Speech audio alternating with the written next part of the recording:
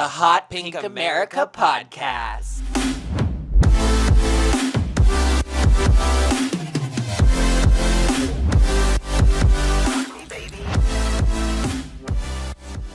Guys, I'm Dante Elizabeth James. And I'm Juicy Marie Kelly. And welcome to episode 8 of the Hot Pink America podcast. Woo!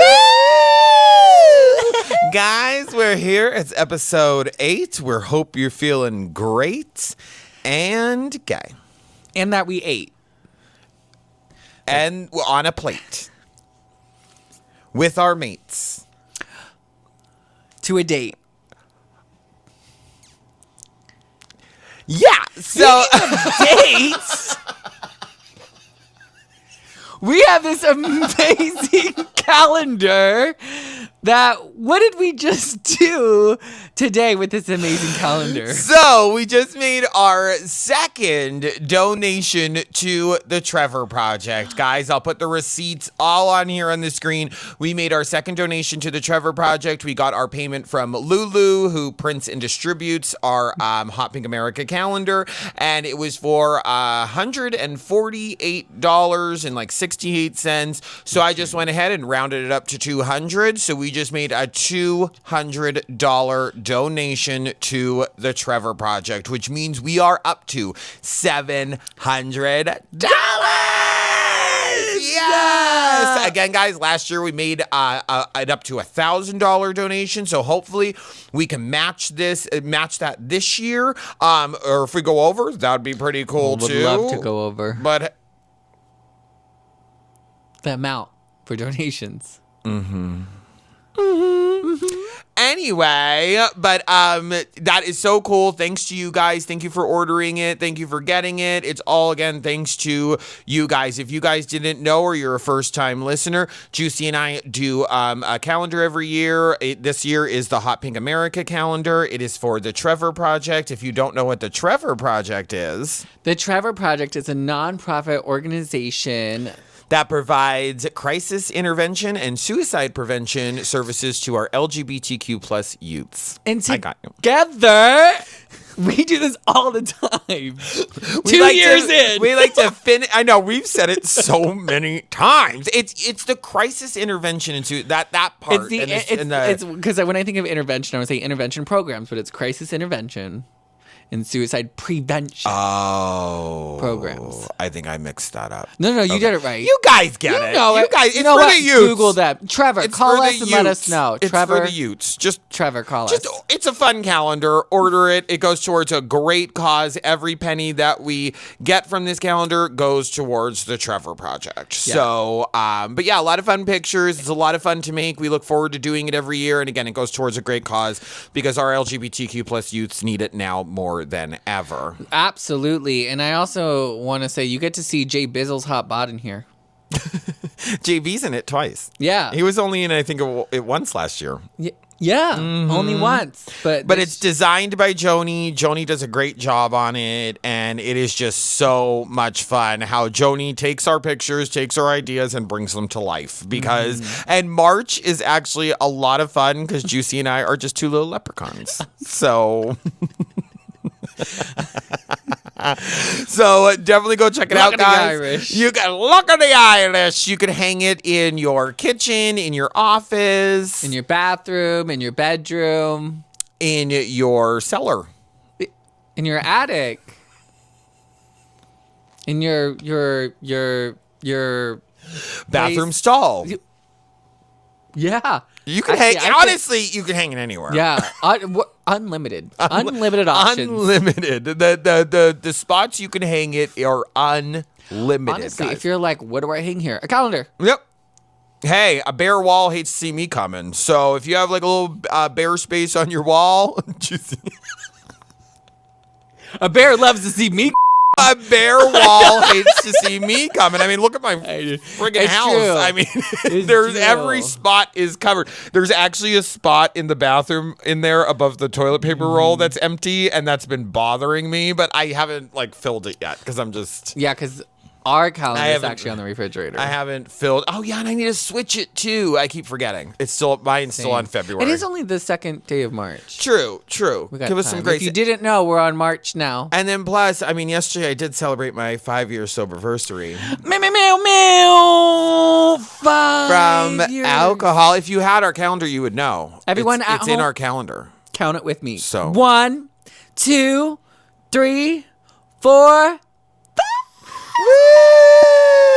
I know, it's so crazy. It doesn't even feel like it, to be completely honest with you. No. It's so weird. Like, just so, like, 5 is to me like a milestone. So it's like, 5, 10, 15, 20. I think it's like, and to think back the past 5 years, it's just insane. And like yesterday I was filming a video of like 5 things I've learned in the past 5 years. Mm-hmm. And I realized something as I was filming it. Like, I drank for like a little over 15 years, got really bad into it the last 5, but like, it's crazy what I've accomplished in these 5 years that I didn't in the 15. Yeah. Like, I can't believe it. And there's so much more I still want to do, and there's so many goals I still have, and like all of that stuff. But even just sitting back and like looking at like 5 years is a long time. It is a long time. Oh, and my God. I was actually thinking of when I met you, and like I think it was you were celebrating. I remember when you were celebrating. I think it was your 3rd year in. I didn't like understand. I did understand the significance, but I didn't like. I've seen so many different people celebrate sobriety different, but I love how you do it because it really is celebration. It's really that uplifting moment, and it reminds me of like to always remember the milestones you go through. And so when this year came and it was 5 years, I'm like, oh my God. I was like, because it just feels.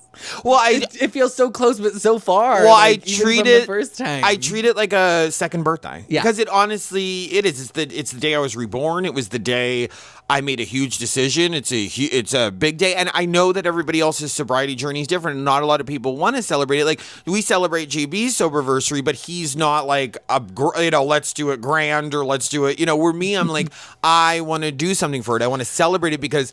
Thinking back to who I was, because see, you didn't know me back then. And like I'm lucky because the only people that knew me back then was Danny, Bree, and Angela. So that are still in my circle. So they know how far I've come. And like Danny always said, like, Dante, you would drink a lot, but you were fun. Like, you were fun. I mean, there was a point when you'd get like, okay, he went over, but you were always fun. I mean, don't get me wrong, was I fun all the time? Probably not. Some mistakes there. Hey, we make them.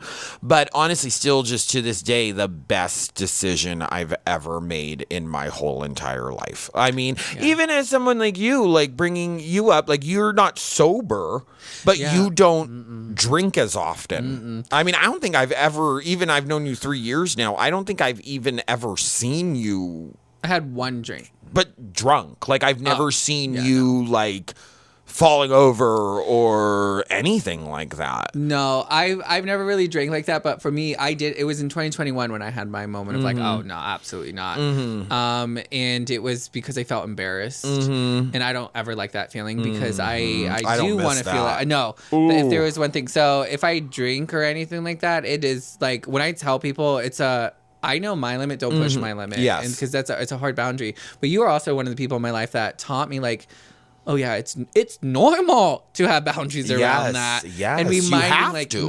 And I don't think enough people realize like it's not like there's a culture around it that you don't have to be part of, and it's okay to not be a part of. 100%. And I think also with how busy you are, you know what I mean? Like, there's no time to drink. Like, it makes me laugh because, like, you see all these celebrities with, like, their drinking, their alcohol companies and their, blah, blah, blah, blah, blah. And in all actuality, there's a lot of celebrities or people that are living their dream or doing whatever they're doing that don't drink because you can't be successful and wake up with a hangover. Like, that's just it doesn't happen.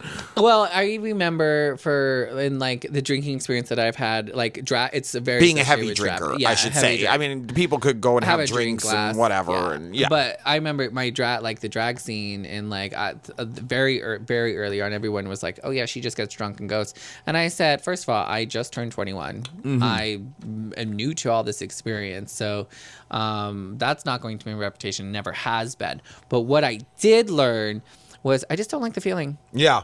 I don't like the, and it's not even the hangover feeling, like in it, like that buzz feeling. I'm like, I don't even like that feeling. I'm like, ew. No, 100%. And like when I sit here and like I always think about this because I always say I do not miss it. There is not one thing about drinking that I miss. Not the quote unquote fun, not the driving, not the what did I post last night? Who did I talk to? What did I do? The anxiety, the all of that. Like I always feel like I'm like it's almost like who are you trying to convince, Dante, me or you? No, literally, it's only because when I say I don't miss it and I'm like adamant on that, like I don't think about it, I don't crave it, I've been in bars, I've been at parties, I have done it all since I've quit drinking, and I never get that urge because the first thing I think about is no, like that. Yeah. That's going down a road that, and I don't miss that road. I don't feel like I'm missing out on anything. I've been to every party. I've had every drink. I've been to every bar. I've done it all. Like I've done it all. But I think the reason I'm so adamant on that because it's so surprising to me how I thought I would. Like when I was in the beginning stages of getting sober or when I was drinking, how it's like depicted to people is that you're always going to miss it. You're always going to be there scratching. You're always going to be there like tempted and I want it and this and that. And I don't know, just for me, I'm just, and again, everyone's sober journey is different. I'm sure there's people out there that still crave it and want it and struggle and all of that stuff. But just for me, I'm just so shocked at myself because I thought it was going to be more of a struggle the rest of my life. Like I was always going to be wanting it or feel like I'm missing out or all that stuff. And to be honest with you, I'm just so shocked that I'm not. And I thank the universe that I'm not still craving it and all of that stuff, or not even still craving it, but that I crave it at all or miss it or anything like that. Like once in a great while, I'll see someone on a movie or something drinking a martini or something like that. And I'll be like, ooh. But then I'll think about it and be like, ugh. Because then I'll think about the taste and I'll think about the way it makes you feel. And like JB once said, like we romanticize it sometimes. Yes. You know, the thought of having a martini, and you know what I mean. I mean that's like that's once in a while if I ever have a drink, which last year I counted I only had to drink 3 times in a year. That's awesome. And again, it's mostly just because of that. But there is once in a while it's like I do want that feeling of a glass in my hand like that. But also not being afraid of like, can you make this a virgin? Yeah. True. Yeah. Like, I still want the glass to look. And to be honest, I have to have the alcohol in it. And I'm not saying it happens all the time, but there has been several times I've ordered a mocktail and they'll just give it to me. They'll be like, it's just like juice and stuff. Like, just take it. You know, so hey, saving money too. Soda, I got you. Yeah. Oh my God. True. Definitely. Yeah. Like it is. I mean, it's just crazy to me. Like I was actually talking to Lid about it at Dough Monster today when I ran in there quick, and we were talking about how just like one thing I wanted to do when I got sober was learn more about why I was addicted to it and what big alcohol is, and that's why I always recommend that book, Quit Like a Woman by Holly Whitaker. It's a great book. It'll open up, and I think I also attribute a lot of why I don't struggle with like my sobriety. And I don't get me wrong, I know how lucky I am too. Like it's weird. Again, it's very weird, but I attribute a lot of that to that book because she breaks down big alcohol and like all of that and how like it does, like we are brainwashed to think like all this stuff, you know, like I feel sorry for when like people feel like they are weak or they're less than because of their alcohol. Babe, don't. It was all designed to do that to us. Like it was all don't be down on yourself because it is fed to us from such an early age. I mean, do you remember your first sip of alcohol? Mm-hmm. Yep, so do I. I do, and thought it was being cool and hip. Cause where was it? Like, what was it? It was so it was at a friend's cousin's house because we were not 21. Well, yeah.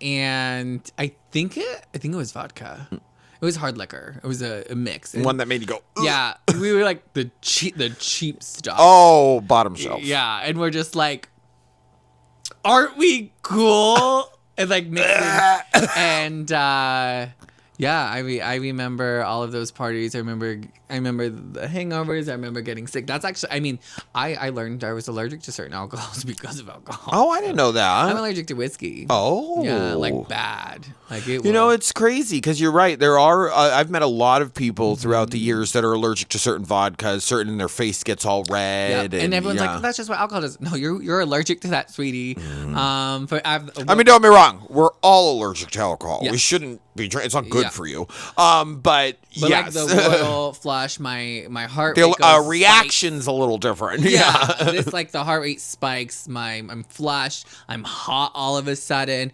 I'll get muscle spasms. I've seen my that. lips will go numb. My tongue will go numb. And they're like, oh, it's because you're drunk. And I was like, literally no. But in it, though, that's the scary part because you're like, this is normal, right? This is everyone's experience. And then you're like, no, this is not everyone's experience. And it's not just that one. I'm learning that like certain things because everyone's like, yeah, a certain alcohol will do certain different things to you. And I'm like, also just like look at the allergic reactions. Because it might not be. It might not be. You just like that literally might be like harming your body. Like you might be like when they said alcohol poisoning, it's like no, like also like EpiPen. Oh, before I go out and drink, I gotta bring my EpiPen. Yeah. So because there's like certain ones like I remember a close person to me, they had allergic reaction, and we weren't expecting it, but because I've seen my own signs and I looked at them like, you have to what did you drink? They're like, I've never been allergic to these type of things, and it was one of those canned ones like the new ones that came in, not like Monsters, but it was tea or something, and I'm just like, no, you have to stop drinking this. Like, you are allergic to this. And, like, they started having all the reactions. And I'm like, how did you know that? And I was like, because it's the same reactions I have. Well, and honestly, don't forget, guys, you can become allergic to anything at any time. Food like, there's people out there that have eaten or have ate pepperoni their whole, or, as an example, like pepperoni their whole life, and then one day popped one in their mouth, and their mouth blew up. Like, it could happen at any time. Like, their shortness of breath happened and stuff. I'm like, that's not normal. Yeah. That's not normal. That's not an okay thing. So, alcohol's just scary in general. But the other thing it made me think of is I've learned that also helps people. Because I noticed it in myself. There's, when you like see friends you haven't seen in a while and they like want to go back into like reminiscence and stuff. And like I've been at parties now where I'm like, oh, I'm okay. And they're like, oh, doing a dry thing? No, but I'm good. Like I'm okay. Yeah. And then I could have fun with it. Right. But that's what it is. It's like I sit here and go, I know how to make memories without needing it. Well, okay, but that's the thing too that I find so crazy is how kind of dependent I was on it. And I don't think in the moment you feel like you're dependent, but like let's say we were going to like the roller derby thing that we go to when they have like the flea market and stuff. Yeah. Oh, I'd be worried about putting vodka in a water bottle and then putting, how many, okay, I'm going to walk around with this, water bottle. It's so crazy to me just how different, like, I am when it comes to alcohol. Yeah. It's just because I was always so worried about how am I going to sneak it in? How am I going to get it? How am I going to, it's 3:00. Like, it's just so nuts how my world revolved around that. Like, I needed it to have fun, but I really wasn't having fun. Like, I have had more fun in the past 5 years than I ever have before in my life, but it's just so crazy how your whole world revolves around it. And I don't think a lot of people, again, when you're in that like world, you don't really realize it. But I also think people like us, when we challenge other people on it, all of a sudden, I find it so interesting the extreme it comes to, because then it does get into that stigma of I'm not an addict. I'm not this person that you think I am, because they have a depiction in their mind. And I think watching your journey and hearing even what you talked about earlier. Well, it's so normalized too. Yeah. Well, that's the thing. It can be very like, well, I'm not that kind of person. Yes. And that's how it was for, my new thing now though is to say, it's like, well, who's that person? Yes. Like, can you just explain it to me? Because you can be fully functioning and still be that person. Yes. 100%. Because the other person that taught me that word was actually like my parents, like, because I remember when my dad was very open and just being like, no, I am this person and I want to do better. And then he had a health scare. And then that's when it took him that long to finally sit there. And I remember I looked at him and said, honestly, I'm just proud that you are okay with this, knowing that like, it's not defining you and you do want to get better. And I love that story for him. Oh, 100%. It starts with the person. Like it really and truly does. Like one thing also when you're sober that you have to realize is you can't save the world. You could share your story. You can talk about it, all of that, but you can't save the world. You really, it starts with the person. I get messages all the time. I want to help my sister. I want to help my boyfriend. I want to help my husband. I want to help my girlfriend. Babe, I could sit here and give you advice and you could try everything in the book. And guess what? It starts with them. It might not, but at the end of the day, it has to be them. It has to be. And even when I get messages from people that want to get, what advice can you give me? I want to get sober and blah, blah, blah, blah, blah. Again, I could give you advice till I'm blue in the face. How did you do it? I got that message. Please share your scared straight story because it might help somebody else. And I'm like, not that I don't want to. I've shared it a million times, but also I would hope that someone wouldn't get to the point that I got to. I mean, again, I ended up in the hospital. It's not like one day I woke up and was like this aha moment. It was like, no, I was sitting here for 5 days with severe pancreatitis, could not drink, eat. I was so scared because I just had a friend that had a liver transplant from drinking. I mean, the one day I walked up to him, he was yellow because he had jaundice from his liver. Like I laid here for 5 days, like not only in the most excruciating pain I've ever been in my whole entire life, and the only comfort I got was laying in the bathtub. Couldn't keep food down. It got to the point where I just looked at JB and I said, I'm scared. I give up. I'm going to the hospital. Because every other time I had a pancreatitis flare up, I just thought of course, it was never the alcohol and it always went away. So after a couple days, it would just go away. But this time it was not. It was when I was throwing up water. That's when I was like, okay, this is bad. Yeah. And then when I went, and I think also during those 5 days I was detoxing. Probably. So a lot of people like asked me that too, and I'm like, I was in so much pain from the pancreatitis. If I was detoxing, I didn't even realize because pancreatitis is like being repeatedly just punched in the stomach. That's what it feels like. Is you're just and I went to the hospital. They took a bunch of tests, blah, blah, blah. The doctor came in, looked at me, said, if you don't quit drinking, you're going to die. Mm-hmm. And that scared the shit out of me because it was like that reality check.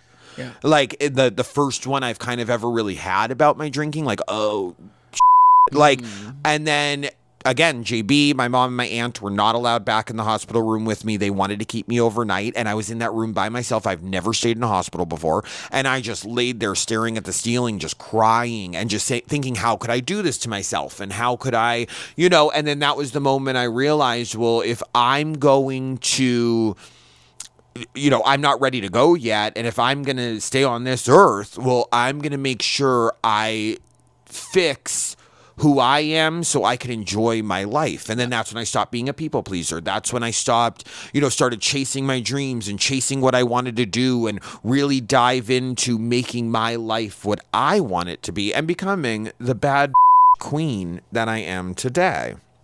That's my best friend. That's my best friend.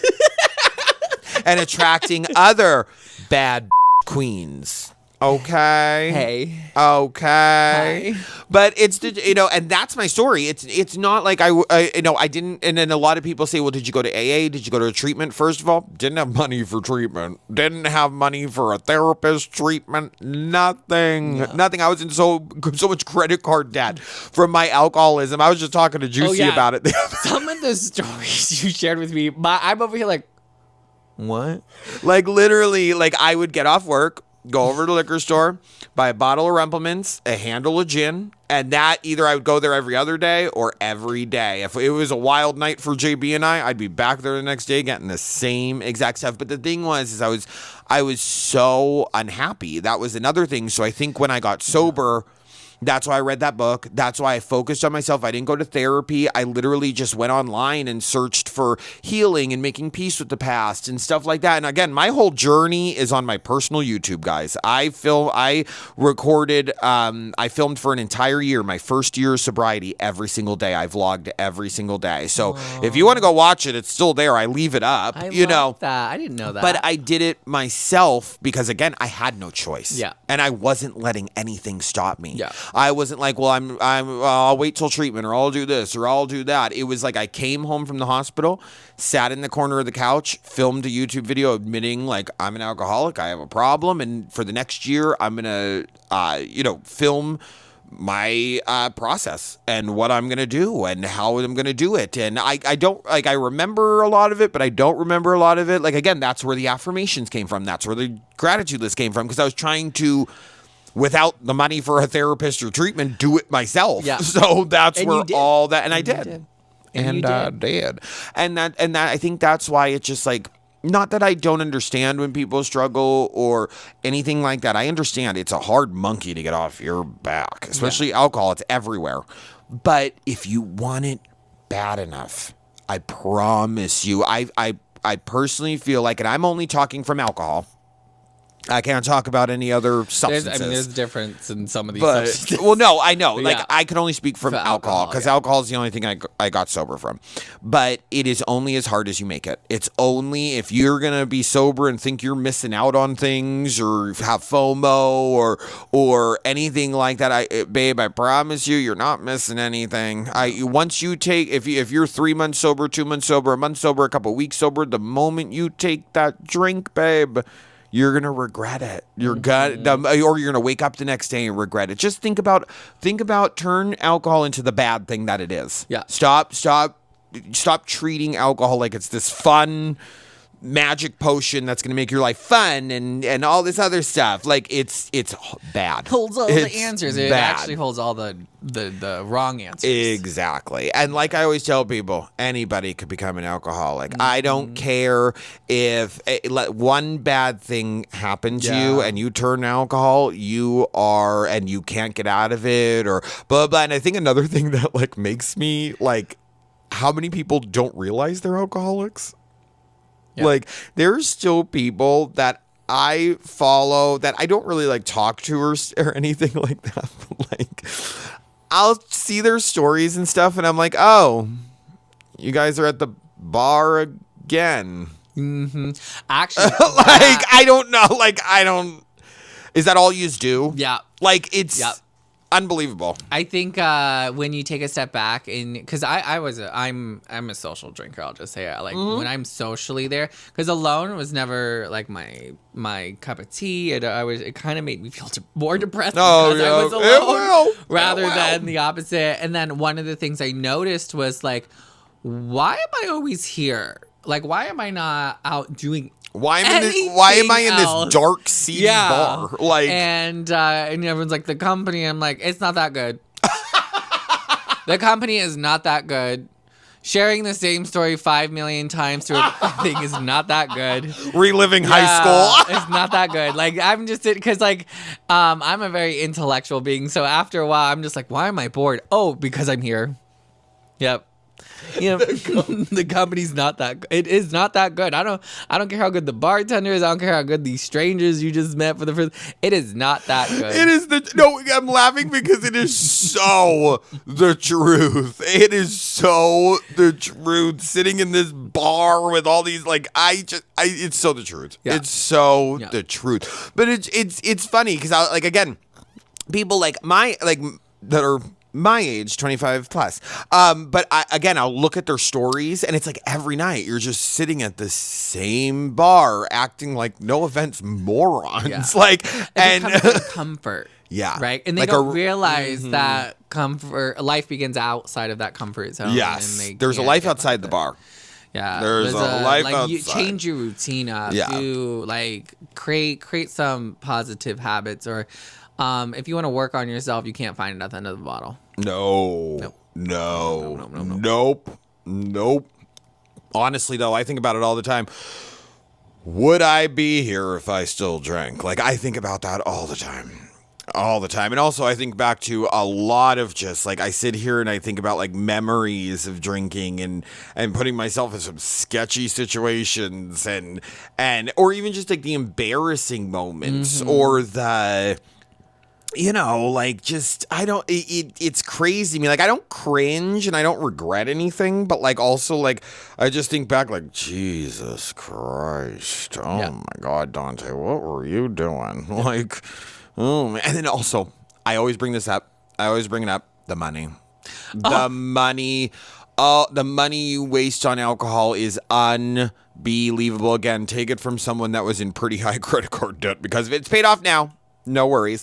But I sit back and think about all the money. Like, I just sit there and like, oh my God. Like, holy cow. But another thing that me and you were talking about the other night that I think of, we grew up. I mean, our formative years from they called 2004 to 2016 the party years. Yep. So for 12 years there, almost every song was about drinking. I mean, again, think of all the songs from 2004 to 2016 that were about drinking and partying, and it was so in our face around that time, and it's just, it's so true. So I also think like it's not our fault. Again, it's thrown in our face. Yes, everyone has choices. All of that stuff. But it was so fantasized and shaped culturally for us that it felt like those are the things we needed to do. Yes, like party, shot. Yeah. It's insane. And again, big alcohol. It's like if you look at Katy Perry's Last Friday Night song, she's at a party. That's what I thought of. I was like, yeah, there's that. Okay, well, bringing it to Britney Spears.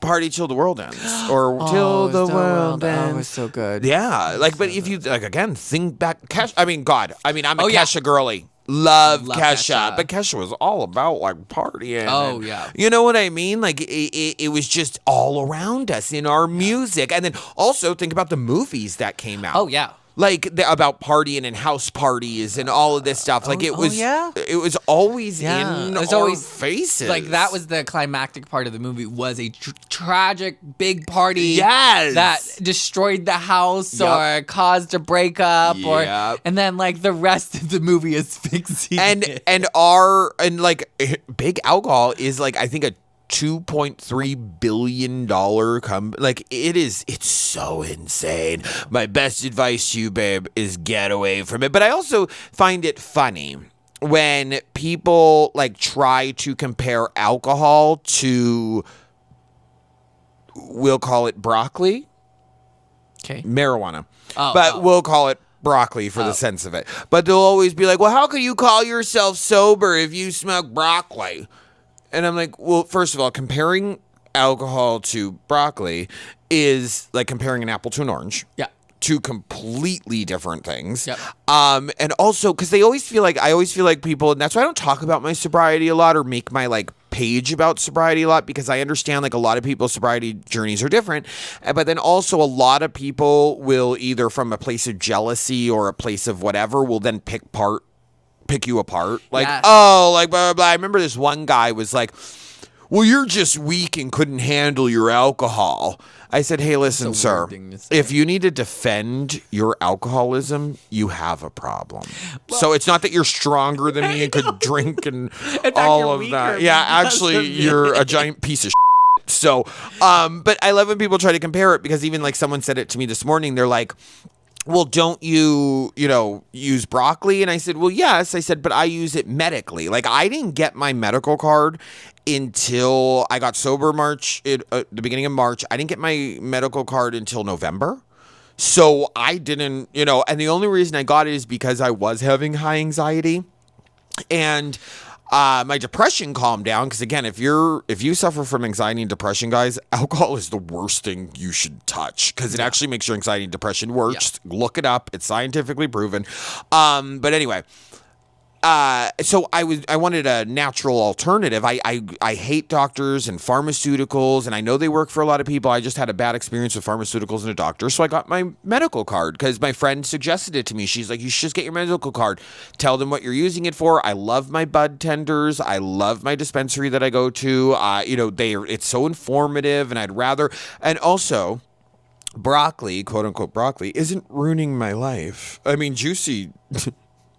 Will you see me partake? I mean, it helps. It's not like destroying my life. What I'm saying is it's not destroying my life like alcohol is. And I think people that like compare the two, I think it's because the broccoli has also a different stigma. Oh, right? 100%. When we grew up with that, it was a secret. It was the worst thing. It's what you're getting arrested for. It's what's going to ruin your life. That was the message for that coming. Now it's like, it's literally. God, may he burn in hell. Yeah, well. Him and his wife. Whatever you believe in. They're definitely looking up at us now. Oh, well, they always have been. Oh, Reagan. But seriously, like, it is apples and oranges. And again, I always say, like, would you say that to somebody that got sober and was like, you know what? I'm going to go on antidepressants, or I'm going to go on this anxiety medication, or like a thing, it's also scientifically proven to have helped people. So, oh my God, yeah, there's enough studies to show that it has improved people's lives. Oh, 1,000%. I'll never forget in Stepmom, bringing it to Stepmom, when Julia Roberts is outside and Susan Sarandon is smoking, and she's like, well, you could have, it's legal if you have cancer. And she's like, smoking. Mm-hmm. Well, why do you think if it was this horrible thing, why would they give it to cancer patients and stuff? Yep. So anyway, so I'm 5 years sober, and it's really cool. It's really cool. Sober from alcohol, because also I have to clarify that for the nitpickers at home. I remember I was saying I was sober, and again, I was live, and I was saying, oh yeah, I'm sober, and someone's like, you're not sober, you smoke. And I'm like, okay, then let me clarify then, because all these labels. Okay, well then I'm sober from alcohol. How's that? Or California, so whatever the hell you need to put, whatever box you need to put yourself in. I'm over these. I'm over these nitpicks. Juicy. How do you live your life like that? How do you live your life? Because it's so much more them than us. But how do you live your life like that? Like picking things apart and picking people really apart. Are. Well, like I said, I mean, I won't get into it, but the person from last week still going from when I comment a week ago. They commented on a week ago. I made my video, and they are still taking it personal. And I'm like, move on. First of all, move on. Second of all, don't gaslight me to what you thought you said, to what you did say. And then thirdly, nobody is hating you. No one is mad at you. No one is disliking you. Like, if you need validation to say, I'm not a bad person multiple times, I'm very questionable. Like, at this point, you're telling yourself that. Mm-hmm. At this point, you are telling yourself that. So for anyone out there, touch grass. Take a deep breath. Everything will Drink be some okay. water. I know there's a lot going on in the world right now, my love. Trust me. But we are not the people. You don't need to take it out on people on the internet. Yeah. Only losers do that. Yeah. Also, I won't accept it either. So. No. Oh, me either. Yeah. Me either. Oh. Don't give me a fastball. When I throw it back, you can't catch it. One of the best things that happened to me when I got sober was learning how not to give a Yeah. Because honestly, like, it is the best thing that's ever happened to me. Oh my God. I mean, it's crazy how much, and even though I didn't really give much of one before, now they're all gone. Yep. The bucket of is empty. It's empty. There's no more left. Mm-hmm. I also love in the area of who you surround yourself matters to in these situations. Like in the situation of how you think, because I use, like, my years have always been like, the more people I surround myself with that don't care, they don't give a the more I'm like, you're right. And because when you surround yourself with people who do care, who are insecure, it changes that mindset too, because you start, they make you focus on things, and that when you take a step back, you're like, what am I looking at? Why am I even looking at this? Like, these people are not even in my lane, and I'm viewing them. I need to get focused on my lane. Yes. Stay in your lane? Stay in your lane. Honestly, Stay it's the lane. truth though. Like it's the honest to God's truth. Like that's why I don't like go back and forth with people on the internet. That's why I don't do it, because I just find it such a waste of time. I don't want to give my energy to that. I That's just the biggest don't. thing I tell people is If you don't that's too like much me, energy. and if you're looking to debate me on me, if I'm the subject of the debate and you want to, I'm not doing it, because there's no debate. I'm a queen. You're not. Bye bye now. Like, just bye bye. You don't need to justify. You don't need to. This isn't a debate. Let me just put it that way. It's not a debate. We don't need to go back and forth. We don't need to argue. There doesn't need to be drama. I'm good. I'm good. Save the drama. Save the. What is it? Save the drama for your mama. Right. And also, how are you going to look at someone and said, I'm sorry, like, if you have to comment about someone of who they are, it makes me go, you don't know them as good as they know themselves. Shut up. Shut up and sit down. Oh my God. Yeah. When someone goes, I'm sorry you took it that way. Ill. First of all, don't project that stuff on me. That's your feelings. Don't put them up. You want to talk feelings, you can ask me. I have no problem sharing my feelings. No. None. Not one But bit. do not sit there and tell me how I feel when I'm like, first of all, I know how I feel, and this ain't it. Move on. Correct. That's it. Just move on. My favorite was someone goes, you don't have to explain yourself. No, but understand, I took the grace to explain myself, so that should tell you something. Well, it's weird to me because, again, people ask you a question, and just because you didn't stroke them or pet them, then they get upset. Yeah. But then they want to project that on you. Well, why were you so offended? I'm not offended. Because, again, I think a lot of people also forget their wording online. I think there are certain ways you can ask things and get information and all of that stuff. But they want to no, I'm not. Well, my favorite. I'm answering it how you asked it. And also, my favorite part is when it goes, well, it was directed to me, but you asked the question.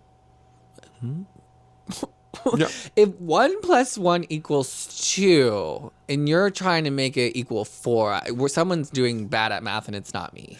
The internet is just getting ruined. Yeah. It's just getting ruined. Yeah. It's turning into a cesspool of me, victims, just everyone thinking everything's about them, people taking one wrong thing, or one thing, not even one wrong thing you say, but like one thing you say and blowing it up into this. Like a girl was talking about it the other day. I forget her name, but she was talking about how there's no good content creators anymore because people don't allow people to be content creators because they will take one little thing you do and blow it up into like this crazy thing. Reminds me of the princess treatment video you did. Which one's that one? Last year you did the treated like a princess or something, and I have to find it. It was I remember it was called Princess Treatment, and someone with like social anxiety made a big deal about it and stuff because yes. The princess treatment lady. When she came on and she was like, I make my husband drop me off, and I don't talk to the waitress, and I don't talk to the hostess and all that. And everybody in the comments were like, well, I have social anxiety, so I don't talk to the hostess either, or the waitress, or this. Okay.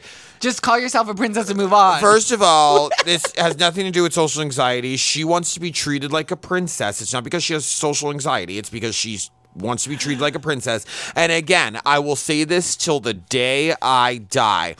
People with social anxiety, for how much social anxiety you have, God, do y'all like to make everything about you? I mean, good Lord. Like, it's not like... Oh my God. You don't have enough social anxiety to make things about you, but you have enough social anxiety to not walk out your door? Like, I don't know. It's just, people are wild. So, well, I wanted to bring up... Pivot. Pivot. High kick. High kick. I mean, we can keep going, but these legs are sore. I had a long weekend. But I got 20s thrown at me, so thank you.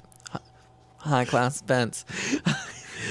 Anyway. I wanted to comment, did you hear the thing that Shia Labouf said?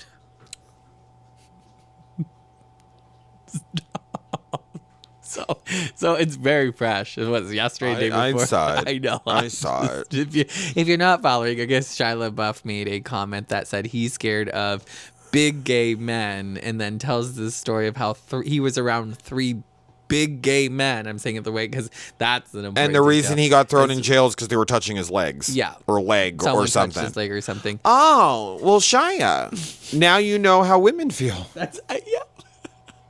Yep. And then I was like, don't you have a record for assault? Yep. Isn't and someone goes, this is the little man syndrome. And I was like, right. Yep. Right. Mm-hmm. Because you were smaller than them. Yep. And I have no problem with gay people, just don't. Oh God! And like I saw that, and I'm just, and then the fact that he was like, I'm scared. I said, and it made me think because last week I talked about the gay panic defense, and I was like, you're that person that like first of all, no one should be assaulted, so I understand, but at the same time, what I don't understand is you do not understand how you've done that to other people. Well, and again, yeah, now you know how women feel, right? Now you know how women feel when they get touched and don't want to be touched. Or, hey, even as, like, and I'm not saying anything, I'm not discrediting women. I'm talking about my own lived experience quick. But even as a gay man growing up, I'm not lying to you. Like, men think even just because you're gay, they can be playful with you or grab your butt or touch you. Like, and it's crazy, insane. I used to have this friend that anytime he was like behind me or like we were going up steps or anything like that, like he'd slap my ass. And I was just like, stop doing that. Yeah. Like, why do you keep doing that? Stop touching me, first of all. And supposedly you're straight, so stop touching me. Like, just because I'm your gay friend doesn't mean you could slap my ass or grab me or touch me or anything like that. Like, every time I share my own stories of situations like that, the number one thing I get is, oh, I didn't know you all went through similar stuff. And I go, mm-hmm. Now it's much different because there are different parallels. That's what I'm saying. I'm not like discrediting women. I am not saying because they definitely, the difference though is I definitely sit here and go, there's a larger conversation around consent and all of those things than what we actually want to have. Well, you want to know what the common denominator is? Men. So we might not get it as bad or anything like that. Again, I don't want to discredit any women because women are magical, beautiful. I love women. And I will always believe women. Mm-hmm. The common denominator is that men just think they could do whatever they want with their hands. Anything could fly out of their mouths. Anything could, and it's so just crazy. Oh my God. Or how many times I'd even be walking through a bar and one of my like friends would like squeeze like my body. You know what I mean? God, yeah. Like, don't touch me like that. Unless I know you and I understand the physicality of where touch is and can't be, that's absolutely not. Oh my God, yeah. I remember the one time my one like friend, again, like the one that was like obsessed with like grabbing my ass, would like, he pinched it so hard. And I was like, will you stop, please? Like, will you?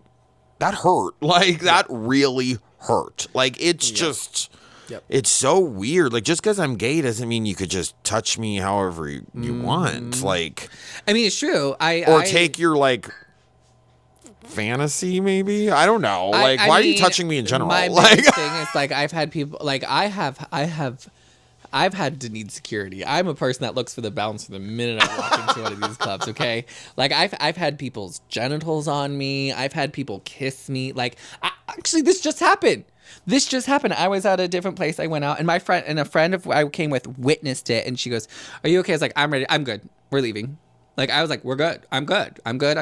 Because the way they literally tried putting their lips on me and did, I was just like, because I was in shock. I was like, it's been a long time. Not because I'm not pretty, but a long time I let my guard down for something for like that to happen. A very long time. Because that's how people used to flirt with me. When they see the best thing in there, they think they can just own it. And I'm like, you can't afford this. But I've had times where I remember the person came up to me and I'm sitting like this. So at home, if you can't see, I'm facing Dante, and we're talking, we're having a good time, we're letting her down, and like I can, when you can feel someone behind you, you're just like, what is happening? And I turn, and there it is, right across my body was his genitals. And I remember doing this, and my arm immediately did a stiff arm, and then he tries to kiss my lips, and I, like, instantly, this was me. Nope, my neck. And thank God I was best friends with the bouncer. She immediately grabbed him and was like, "Nah, this isn't it," because I was ready. I was ready to literally die. And my friend's like, "Are you okay?" I was like, I'm ready to go home. That just ruined my night. Thanks." But yeah, like it's always. And it's, what is wrong with I don't people? know. And I asked myself, like, "Are y'all okay?" People? I'm okay. And I'll never forget, because he was like, "I was just trying to flirt with you and get your attention." I was like, that's not how you do it. No. That's not how I am a classy person. I am a well-respected person, but I'm not just some like right. Like, and first of all, the fact that also, I was like, who has that worked on in the past? Can I just obviously no one if they're still single, but who was that? That's why I always think about men that are out in like the streets and they yell at women. Yeah. Like they're like, "Oh, mommy," or whatever, blah blah blah blah blah. Like, who has that worked on? Like, what woman have you ever yelled at and they walked up to you and was like, "Hey, like, yeah, here's my number." Like, has that ever worked? But my favorite is when they yell and then the woman goes, "Yeah, what's up?" And then all of a sudden they're like, the men are like, "Oh, I didn't expect you to answer." But you'll catcall. Like, has that ever worked? Like, it's actually, so I learned where. Let me just put my genitals on your arm. Yep. Like my RFB, my resting face, for these type of RBF. Thank you. Always. Got you. My RBF is more heightened in these situations because everyone's like, I will never forget when someone told me to smile. I said, I don't need to smile. I want to look intimidated because I've had too many times where you all like, I'm over here like having a good time, and you all think you can be part of this instead of inviting yourself and I mean, over time, like, unfortunately, how we have to learn is through experience because like there's taboo to talk about it outside. It's taboo to talk about inside. So, and there was this one content creator. He's gay. I don't know his online name. I started following him because he shared his story about. I don't know many people's names. No. Like whenever I'm talking about content, like even that girl I was talking about before, like I just know their face. Yeah, like I know their face. I don't know. He's like this more masculine jock type presenting. I think he's in his late 20s, and he was sharing a story. Trade? Yeah, I got it. Not for me, but. Maybe I learned what a trade was a couple weeks ago, guys. I'm up on the new. I'm up on the gay lingo. Our lost episode. That's where we talked about that. Yeah. It was our.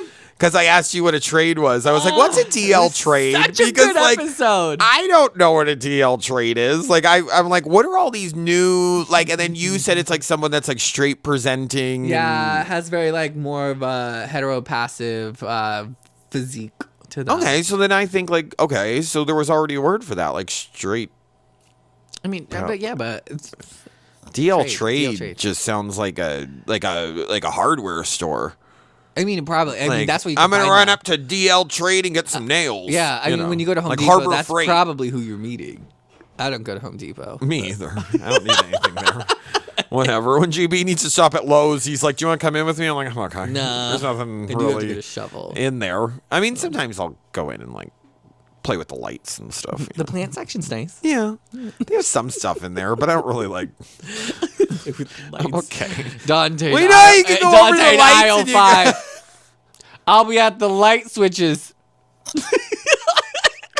Where else am I supposed to be? I don't want to look at like wood and tools and stuff. I like the smell of wood though. Like, what if I do too. I like the smell of Lowe's. Yeah, but I don't need to go in there for anything. No, that's fair. That's valid. What do I need in a hardware store? But this guy shared his story of how he had this experience at a gay bar, being gay, of like some man just coming up and grabbing him and stuff. And I'm just like, and I remember I heard that story and I just go, yeah, it's another man. And it's like, it's not a new phenomenon because I was reading the comments and everyone's like, yeah, same sis. And that's tragic. It's a tragic thing. So. Well, one thing I was thinking about with the Shia Labouf thing, and I'm happy that you actually brought it up because it kind of relates to sobriety, is like, though I only saw like clips from that interview. Okay, so I only saw I didn't watch the whole interview. I've only seen clips online, and on Instagram there was someone that had like a carousel, and it was like Step by step, yeah. And like, I love the fact that like he knows he has a problem, but he's in that stage of like, well, rehab didn't work and this isn't working and I don't know what I need. And I'm like, all I'm hearing is excuses. That's all I'm hearing is excuses. You need therapy, first of all, because I know that his dad was like a crazy bastard or something. Yeah. Well, there's a movie about it. Oh, is there? It's called, is that JB Honey Boy? The movie about Shia LaBeouf? Is that about him? I think so. There's a movie about it, like just about how crazy his dad was and stuff. And it's like, babe, you got to go figure that stuff out. Because then also he has a baby with Mia Goth. And they're not even together anymore. Don't get me wrong. I'm not a fan of her. There's something about her I just don't like. Like, there's just, I don't know, something nefarious that I don't know. Come on, big words. I know. Don't ask me to spell it. That's what I was going to do. But there's something about her that I don't know. I get like an ookie. And I don't think it's like her roles. I think she's a good actress. I think all of that stuff. There's just something about her. I don't know. And then the fact that also you shacked up and had a baby with Shia LaBeouf. Oh. That gives me a... So yeah, I just wanted to bring that quick pop culture reference up. Oh, thank you. I mean, I don't know. I'm paying attention. Is there any other ones that you noticed? Oh, yeah. So your photos looked absolutely amazing. Oh, thank you. Speaking of pop culture. If you didn't know, Dante did a photo shoot with... Allison Smith Imagery. I got you. Yeah. Shout out, Allison. I love you, boo. Honestly, Allison, I love you. Oh, yeah. She watches. Hi, Allison. I can't wait for mine. No, let me just real quick say Allison is a wonderful human being. She made me feel so comfortable. She made me feel special. She made me feel she was very thorough. She explained herself very well. It was honestly a collaborative thing, but even though I was still like, hey, babe, you're on the other side of the camera. I could only see what I could see. You tell me if I catch the light a certain way, say, ooh, look up again. Or, tell me whatever I need to do. That's what I needed. I could model. I'm a pretty good model. Did some modeling in college. Pretty great. Add that to my list of accomplishments. And Alice, no, and I'm not like tooting my own horn, but Allison was like, you're made for the camera. And I was like, thanks. I was like, I know my angles. I know my shiz. Actually, that's a goal that I have for like either the next 5 years or year is to model for something really cool. I don't know. It's like a goal of mine. But yeah, she was great. So I just wanted to give her that little shout out because she's a wonderful person. So but what were you going to say about my picture? That they were absolutely amazing and stunning, and Allison did a phenomenal job. Thank you. Like, Thank you. I do love photographers. They are, it is an art form that I appreciate most because as a model, I need you. Oh, you're a model too? Yeah. Oh. Mm-hmm. I can't talk about it because I signed an NDA, but yeah. So anyway, I wonder why I didn't have to sign one of those. But actually, my favorite photo shoot was with the photographer of Tyler Graham, which is Ryan for Tyler photographer. Tyler, I'm so sorry about your photography. I think it's Tyler photographer. Tyler photos. Or is it Graham Studio? I think it's Graham Studio. Sorry, Tyler. I love you. But he had such a unique way that he did his photos. I loved them. Mm-hmm. And I literally remember I said, can we do a photo shoot together because of his style? Mm-hmm. And so I do love seeing the unique styles. But Allison's photos, I am just like, the scenery, the background, the light, everything was so perfect. Well, I said that to her. I said I want it to just be because she was like, because she was very kind. Like when we first started sitting up, it was such a last minute thing. She walked into Dome Monster. I was like, oh my God, so weird that you walked in because I was gonna message you. And like now I feel like I have to just ask her. I feel like it's a sign. So I was like, hey, I'm turning 5 years sober next Sunday. I know it's a week away. Do you have any time to take pictures for me? And she was so, oh my God, what an honor. Let me look at my schedule. I would love to. I'd be honored to. And she was just wonderful. And then she messaged me when that later on that day after we left the coffee shop and stuff, she messaged me the times and then she was so nice. She was like, is there any props you want? Is there anything you need? Is there anything? And I said, no. I said, because I really want the focus to just be on me. I was going to stop and get balloons balloons and do all this other stuff. And I was like, no, I want this to be, I said to her, hey, Allison, this is probably going to be the most simple, quick photo shoot you've ever done. And honestly, we were done in an hour because it was just like, I knew what I wanted. She knew what she wanted. It was so fun, relaxing. And I think, like I said, I was supposed to be there at 10 a.m. I think from 10 a.m. to 11, we just talked. And then from 11 to 12, we took the pictures. From 12 to 1, when I met you at the coffee shop, we just talked again. Like, it was just, we had so much in common. We're both cancers, July cancers. Love that, because July cancers are the best. And we are very compatible with January Capricorns. And we know we're July cancers know we're the best. So any June cancers out there, just save it. Save it. We already know. But thank you. It was a lot of fun. And they did come out really, really good. If you guys didn't see my 5-year sobriety pictures, they're on my Facebook, Instagram, and TikTok. So, but yeah. So, thanks. Yeah.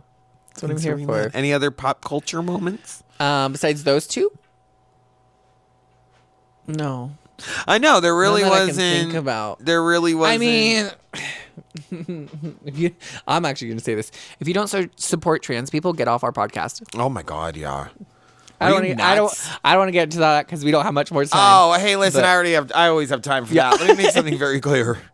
If you don't support trans people, if you don't support gay people, if you but if you do support the orange fat in the White House and this war and all of this stuff, you are in the wrong place. Your algorithm took you the somewhere you don't wrong place. Mm-hmm. And don't make yourself known, because the moment you make yourself known, you're out. Nope. So keep your mouth shut. No hesitation. Enjoy our content, because we can't get rid of all of yous. But let me just make that very clear.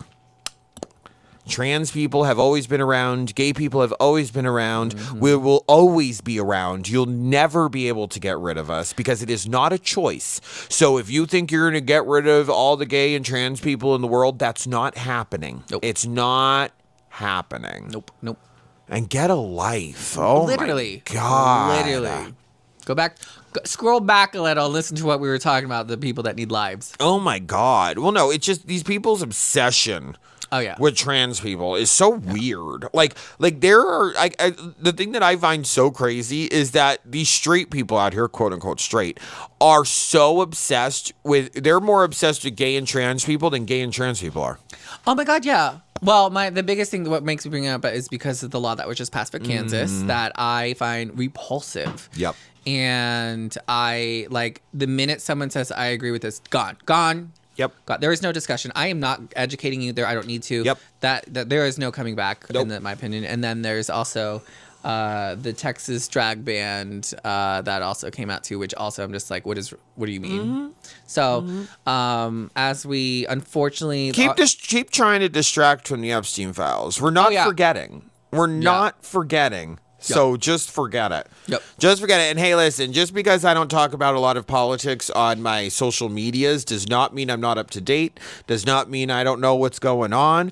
I have a problem talking about it and diving into it because I get too emotional about it. Yep. And that's something I try to work on, but that's one thing that, like, you know, I'm not afraid to talk about it. I'm not afraid to take a stand. I'm not afraid to speak out and say it's horrible, it's wrong, all of that stuff. But I get so emotional over it. Like, even like, and I start to destroy myself. Like, even when I was doing the Mornings of Hope, like a couple weeks ago, and speaking out on it and stuff, I felt like I was checking my phone every 5 minutes to get into an argument with someone. You know what I mean? Like, my defenses are up and my energy's, and I just hate being like that. Yep. But just know, we do not agree with this.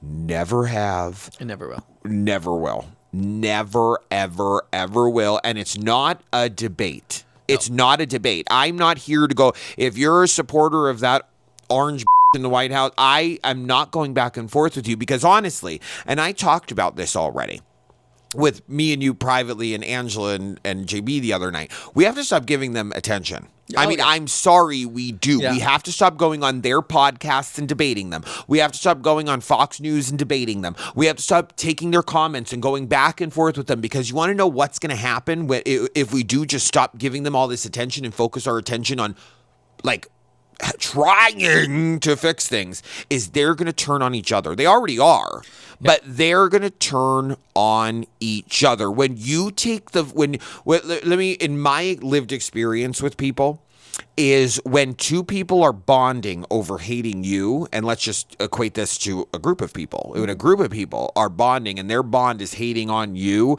and then you constantly keep giving them that attention and retaliating and doing that, their focus is on you. Once you remove yourself from that, and this is coming from like someone that has dealt with this with toxic family members, toxic people in my life, the moment you remove yourself and say, you know what, I'm done arguing with you, I'm done going back and forth with you, this is a waste of time, because in all reality, debating with these people is a waste of time. They don't want to get it. They refuse to get it. You can sit there and say, I don't agree with ICE, and I don't agree with this, and they'll say, oh, so you want that, and then they twist your words. Just it is unbelievable. And also half of them, which I am always so surprised. I'm sorry, but if you're a MAGA and you're a man, I think we need to check your hard drives, because there's way too many of them that come out with friggin' child stuff on their stuff. It's so weird. But the moment we take that energy away from them, well, it comes out all the time. I know, you're not wrong. All you're not the wrong. time. I'm not disagreeing. But once you remove yourself from that, they start turning on each other, because they don't have you to focus on anymore. Yeah. And that's what we need. We need, like, there was this one left leaning, and let me just make something very clear too. I'm not left. I'm not right. I'm actually an anarchist. Screw the government. I think it's all wrong. I hate it. Blah blah blah. I did vote for Kamala, and I did that because that was in the best interest of everybody, and I believed in her and all of that stuff. But at the end of the day, I'm a punk at heart. I'm anti-government. I'm anti all of it, because I never thought it was for the people, and that's just it. But we need to stop entertaining them. Yeah. You get what I mean? Yeah. Because at the end of the day, they're so deep in this cult that what's the point anymore? Yeah. It's like arguing with somebody that's in like Scientology, or arguing with somebody that's in a cult. They're never going to see reason. They're never going to, so we have to stop. I was watching this left-leaning creator, and they were on like Tony Lawrence or Tommy or whatever her name is, Tomi, and she used to be on Fox News, and they're on her podcast, and they're going back and forth with her, and this creator is sitting there giving her all these facts, and she's just sitting there like, that's not true. Oh, you believe that? Oh, you think that's real? Oh, you think? But that's what I mean. There's no point in it, because they're not. They think you're making everything up. Yeah. Like, it's just, there's no point of it. So I just wonder when there's going to be a time when we stop feeding into them. And I'm not saying that we shouldn't speak out. No. Not Oh, saying I we agree. shouldn't speak out. Not saying we shouldn't do all that stuff. I'm not saying that before anyone at home twists my words. I'm not saying that. But what I'm saying is we have to stop debating them. We have to stop giving them attention, because there is no point. Yeah. And I'm happy that a lot of them are coming to finally. I mean, but it's still a long road. Yeah. But that's my personal belief. In my lived experience, again, people will always turn on each other when they don't have their focus to focus on anymore. Always. Yeah, no, and then for me, my other thing is like focusing on directness of the people. And for example, like, I'll just say Kansas for what's happening in that state. Who let that happen? And we can't just say it was the left side, it was the right side. It was both. It was both. Oh, both sides. That's why I'm anti-government, because I think it's all corrupt. But I don't care if you're a Democrat, Republican, Independent. Yep. I think it's all corrupt. But I think also that proven. disruption, because I like even in local stuff that happened here, I'm constantly the one going, I hear that everyone wants to scream and do something, but the famous words that I heard were, if you are tired, move out of the way. So that way the people who are not tired can do the actual work to change it. And I will also say to give grace to people who have these stressors, because what I'm finding also is a lot of people, when you talk about these subjects, all of a sudden have a heightened anxiety that's much more. Yes. And the biggest, and very reactive. Yes. And the biggest thing I want to tell people is like, unfortunately, we are in a situation, it's not going to be fixed in a day. But that doesn't mean the days we are constantly adding up can't fix it over time, because we've gone too far, and we're going to keep going far. Well, and like even just bringing up the Kansas thing, like as an example, instead of going back and forth with somebody who's a Trumper or MAGA and basically arguing with a brick wall, why don't you go share something or go help something? Go a different way about it, like instead of wasting your time giving this all your energy. A great example is I have a follower on Instagram who is trying to raise thousands of dollars to help people leave that state, specifically trans people. And I was just like, I would rather go and help support those resources, talk about it to help them to actually have an impact, rather than looking at someone and go, this is unfair. And I'm not saying education, because I also put posts up to make people aware. So I shared people's content, like, this is what's going on. So you can't sit there, because if you follow me and tell me you don't know, you're not following me. Sorry, that's just not how that happens. So, and half the time they'll delete their comment anyway. Yep. Because they hate being called out. So save your energy, guys. Save your energy. Save it. Remember, make sure you're taking some time to unplug. Like we always tell you, make sure you're taking some time to unplug and put your phone down in another room for a couple hours, and the news will be there. I promise you when you go back to it. But make sure you're unplugging. Keep your cool. Try not to go back and forth with anybody. And that's another thing. That's another reason is when I was like really into it and doing like the mornings and all of that stuff. The going back and forth with it's just. Speaking of going back and forth, I'm excited for this weekend.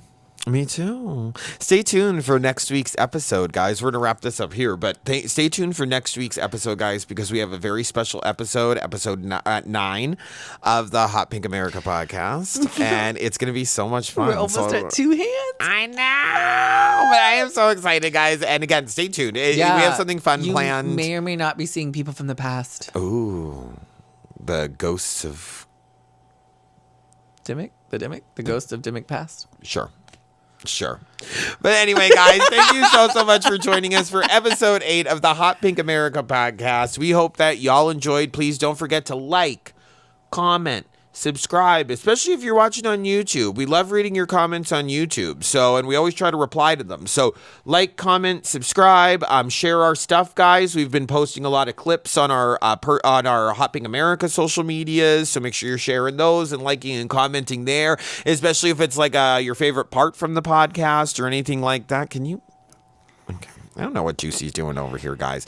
But anyway, we love you guys. We hope that y'all have a positive rest of your week. Don't forget, your positive rest of your week is up to you. Keep that chin up, babe, in every room you walk into. And hold on to hope for a better tomorrow, and stay juicy. Love you guys. Bye.